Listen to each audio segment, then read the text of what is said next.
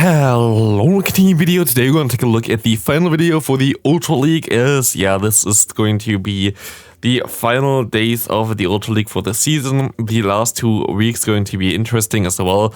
I don't know what kind of content I can do for this channel here, as we're going to have the Little Cup, which is going to be at least okay-ish. Like for the Little Cup, it's going to be okay, but for the final week, we're only going to have the Catch Cup plus the Master League, and neither of them are really interesting cups at all. There's not a lot that I can do about it. At least you're mostly going to get some more new Pokemon, at least during the new events coming up. But still going to be an interesting one.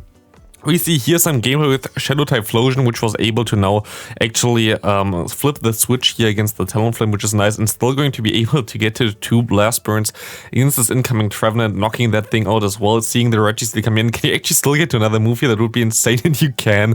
Complete sweep of Shadow Typhlosion in the first game here, which is insane. The opponent just decides to also not even farm down. And we can go directly into the next game here. We're going to see a horrible lead, actually. This is going to be the Dragonite here. Shadow Dragonite will be one of the strongest answers for the core Swampert and the Typhlosion, as it resists both. This is basically why dragons are so overpowered in some kind of metas there. They just destroy all the elemental versions there, like electric. Of course, here you are part flying types, so electric is neutral still. The electric, grass, fire, and water are all resisted by dragons. That's why they are so strong. We see here the Dragonite gonna go down most likely to 1 Incinerate here, but they're going to shield up still, which is going to be the Dragon Claw. Very horrible scenario right now. Basically 1 shield down and also a Pokemon down, but we see actually here incoming the SCAF catching the Blast Burn. This is a weird one. You kind of want to catch the move as well here, I guess, as a Typhlosion, but that's going to be a very good no shield here on the Seed Bomb. This was something that you had to call, I guess. You will be able to go for 1 Blast Burn now, and you will go into your Swampert going for the Hydro Cannon. You still might be able to win this game still. This is a very interesting scenario here right now, as you will be able to reach the Hydro Cannon. You're going to shield this up. You're going to shield this up, trying to win CMP here. I think you will be able to, and you will be able to win this game now as well, even though you face the hardest wall for your team in the lead, which is insane. Next opponent, we will see a Dub Wall in the lead. Dub Wall XL version here. Must be the Hundo as well. Very high CP. We will see that they can just go ahead and go straight for the Body Slams. Body Slam gonna do around half of the health of the Swampert, which is a lot, to be fair. So we can see the Hydro Cannon coming through. We see the shield coming up, and we can think they're going to shield it up as well here. Hydro Cannon still going to do a ton of damage against the Dub Wall here, of course, as this Hydro Cannon actually gets shielded again, like always shielding every move. It's kind of insane, but shields down is really good for the Typhlosion, especially if you get this thing pretty low here. I think you just gonna let this move go through, to be fair, and I think you're just gonna go into your Typhlosion and farm them all the way down, because as soon as you're done with the farming down this Dub Wall, there will be nothing that really wants to stand in your way here. So you're going to shield up the Body Slam. They're most likely going to hit you with another Body Slam here, which is fine, but you already have 1 Blast Burn stored, and you will be able to farm them all the way down, and you have a ton of energy now. 1 more fast move to get to the full amount of energy, as we see a Nidoqueen coming in, which will go down to 2 Blast Burns here pretty easily. Goodbye Nidoqueen. Let's see what they're going to have on the back here. We see the opponent coming in with a Tapu Fini, which should be a decent-ish matchup. You can go straight Brave Bird, I would say. You're going to let the move go through first, because you're going to be able to survive it, but it's going to be a Moonblast. You have to go straight Brave Bird here. This Brave Bird coming through, does it do enough damage? It will do enough damage, and you will be able to sweep endgame there with the Pidgeot. Good game there. Next opponent, we see a neutral lead, to be fair. Dragon Breath might be a little bit more annoying to you than the Shadow Claw, but still pretty neutral, as they will be able to go for an Earthquake here. Or you're going to bait here. Let's see if they're going to shield up the bait. Earthquake would do a ton of damage, but they're going to actually no shield as well, as you can go for an Earthquake. Now this looked like a CMP tie. Let's see if they're going to shield this one up now. They're going to shield up, and they're going to let this move go through, as it's a CMP tie and it doesn't really help you to shield this move exactly. You can go ahead and go into your Pidgeot, and 1 Brave Bird will knock out the opponent's Giratina here, but they will get to another move before, which is going to be most likely the Dragon Claw. No, the Ancient Power, actually. They run the Ancient Power. I thought I was the only one who runs Ancient Power on Giratina nowadays, but I guess other people now do it as well. I see so many people still running Shadow Sneak for whatever reason, but yeah, since it got buffed, it's, in my opinion, better to run the, the other version, the Ancient Power version. We will see a Dark Pulse coming through from this Mandibuzz, which is something that you didn't really expect. But you also see a Trevenant coming in here, which will completely get destroyed by this Typhlosion. In general, the backline is really good against Trevenant, which really helps out your Swampert in the lead. You will be able to go for one Blast Burn now against this Mandibuzz, and it's going to come down to the wire still. You will be able to get them lower and lower with your fast moves as well, which is amazing. Now you can just go for one fast move, throw your Blast Burn, or you're just going to shield up this move and then throw one more fast move and then throw the Blast Burn. But no, you're actually going to go straight for it, giving the opponent a free turn. Don't know if this was necessary, but you're going to swap out into your Pidgeot now. You will get this thing super low enough for one fast move to knock them out, and you should be able to win this game now pretty easily. Good game there.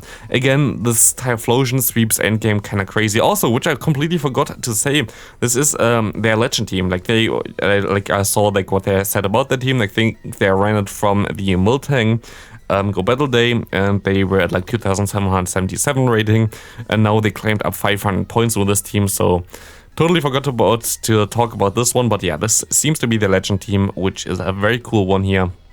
We see the opponent here having a Stunfisk going to get completely debuffed here. Actually, I'm wondering if it's not even better for you now to go into Typhlosion to just try to farm it down, because what are they supposed to do? They can go for an Earthquake, but it's 4 times debuffed. But now you're gonna still go into the Swampert. You're going to catch the move here, like take the move, which is fine. Earthquake coming through, gotta do basically no damage, and you can overfarm a ton here, going for the Hydro Cannon now, which will knock out the opponent. But you're still going to be in a pretty horrible spot here, especially as the Dragonite is coming back in here. You kind of have to hit them with some Hydro Cannons here to get them low. This will get them below half health at least. You're going to shield this move up here because you want to get rid of their shields as well. But this seems to be a loss, to be fair. Like, I don't know how the opponent's still going to lose this match here, because, yeah, of course, actually, they're going to let this move go through. Never mind, this might be the way to lose this match. For whatever reason, they let this move go through against the Dragonite, which doesn't make any sense at all. Now you're going to have the damage output from your Typhlosion here, but still, I think you had to throw the move there because, like, yeah, you can farm it down now, but you don't have enough power. Never mind, they didn't have the move back. Never mind, they didn't have the Pokemon anymore. Whatever I'm talking about. They had 2 shields there from the opponent. I have no idea why they threw the game so hard and, like, didn't shield anything, but good job there from the opponent. Definitely not the way to go. But we will see here the next opponent having an Obstagoon here. Obstagoon will be a very neutral matchup for Swampert. Swampert outspeeds Obstagoon, but Obstagoon does more damage with a fast move, so it's a little bit of a tricky one. You're going to let the Swampert nearly go down and then swap into your Pidgeot, which will take this cross chop, as we see a Swampert coming in, which is a kind of neutral matchup here. You can shield the first move. I would shield the first move exactly because you're going to debuff it anyway. And what you're going to ensure with this is that you will be able to do a ton of damage with your fast moves as well still. Gust is a Confusion clone, which is going to do a ton of damage, as they even gave you some extra turns here. It's going to be a Hydro Cannon, you can survive it, and you can actually... Okay, you're going to go for the charge move here. You've been also able to just shield and farm it all the way down and try to debuff whatever comes in, but like this, you will be able to align your Typhlosion now against the opponent's Obstagoon, giving you an energy lead, which is amazing for Typhlosion. Just sneaking in this fast move here allows you to get so much extra energy, especially against this Trevenant that's lurking in the back there. Still not over yet, but I think as soon, yeah, now it's kind of over because you can just go ahead and go for the Blast Burn. You will be able to get and shield up this move here. You will be able to go for the CMP, and you win the CMP tie against the Trevenant anyway. That's going to be a good game here. Typhlosion, by the way, has, as far as I know, exactly the same stats as Charizard, so that's kind of funny. So basically 2 starters back to back having the same stats. I think it's, though, in the main 2 games, I think it's like flipped, that one is like a little bit more physically offensive and the other one is a little bit more specially offensive, but yeah, don't know. But they have the same stats in Pokemon Go as far as I know. We see Mandibuzz against you, which is kind of awkward. Like, Mandibuzz, of course, resists your fast move, but still your main damaging source is, of course, the Hydro Cannon anyway, so it's still going to be a decent-ish matchup. They run Dark Pulse again, which is okay for you. You can just go ahead and go for some Hydro Cannons, but they're going to swap into the Kofag Regas, which is amazing for you, as you can just go ahead and swap into your Pidgeot here. Pidgeot will be able to resist the fast moves. Will still get hit by Dark Bolts here, of course, but still you can just farm them all the way down, to be fair. I think they could just get to a move here. Exactly, you can let this move go through and just farm them all the way. There shouldn't be a way for them to get to another fast charge move there, as the Kaiwei is gonna go down. Manabus comes in, you're gonna go straight for the Brave Bird, which I like as a play. Gonna turn at gonna KO the opponent there, and we see the Cobalion coming in as a final Pokemon. Getting debuffed here is super annoying for the opponent because they cannot get rid of this debuff anymore. They are stuck with the debuff for the rest of the game. You can try to swap out, but no, you're going to stay in here. You're going to let this move go through first. Going to be a Stone Edge. Because of the debuff, it doesn't knock them out anymore. You can shield up this one now, as this Sacred Sword will get shielded. We will see the charge move coming through from you. Going to be the Blast Burn, going to get shielded as well. They have still one shield left. You will be able to... Actually, I think you should have been able to get the damage on there, but I'm not sure. But you still have nearly 2 Hydro Cannons here on your Swampert. Can you still get to the second Hydro Cannon in time? You will be able to. It was just very close there, to be fair. You will be able to win this game here. So, very good game there again. Next opponent, we will see the opponent having a Ninetales in the lead. This is something that you kind of want to face with the Pokemon in their back, especially if they're running the Powder Snow version here.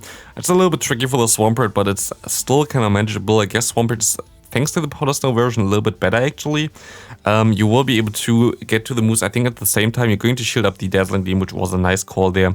And now you will have a very good advantage going straight for the Hydro Cannon. It will knock them out, and they're going to no shield as well. We see the Trevenant coming in, we see a Nidoqueen coming in. This was a perfectly played example there as well. You're just gonna go into your Typhlosion against the Trevenant because you still have the Pidgeot in the back. Now you have an energy lead. You will be able to get this Nidoqueen super low, and there's nothing that the opponent can do anymore. If you have the Pidgeot aligned against the Trevenant, there's literally nothing they can do anymore, as you can just actually go straight for the Earthquake. Doesn't really matter anyway. You can just let this move go through, and the opponent most likely going to forfeit now anyway, because no, they have no chance at all. Exactly, it's the common behavior that you see in like top rankings. They know when they lost, and there was nothing that they can do. Interesting swap into you here with the yeah, with the Cobalion. I guess they're going to have a Verzian in the back. It's going to be this team that I also showcased before, but I'm not sure. Let's see what we can see here.